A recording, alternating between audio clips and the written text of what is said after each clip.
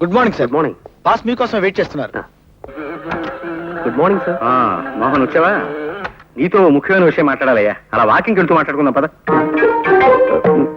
తప్పదా సార్? తప్పదు పద.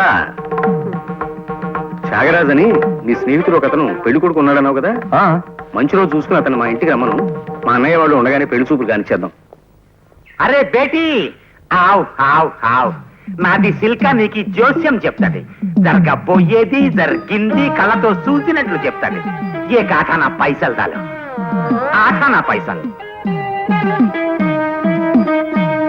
इधर डालो बेटी. आ जाओ, आओ, निकाल पत्ता, निकाल.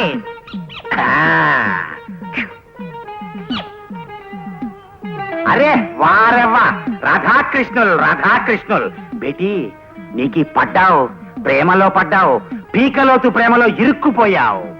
నేను ప్రేమలో పడడం ఏమిటి? ప్రేమ అంటే అసహ్యం నాకు. పైగా మా పెదనాన్న గారికి ప్రేమ పెళ్లిళ్ళంటే అసలు పడవు. ఆయన మహానుభావుడు. ఆయన చెప్పినట్టే విని పెద్దలు చూసిన సంబంధమే చేసుకోవాలని నా ఉద్దేశం. పొరపాటును కూడా ప్రేమ జోలికి పోను. నీ చిలక ఒంట్లో బాగుండలేదేమో, వైద్యం చేయించు.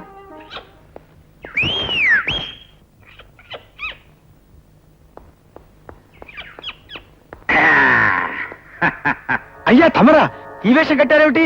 ఏమిటది, కాఫీనా? కాదు, పాలు. అయ్యగారి కోసం ఆఫీసుకు పట్టుకెడుతున్నా. ఇది చెప్తాను. ఇవాళ నాకు మహావీర గొప్ప ఆనందంగా ఉందయ్యా.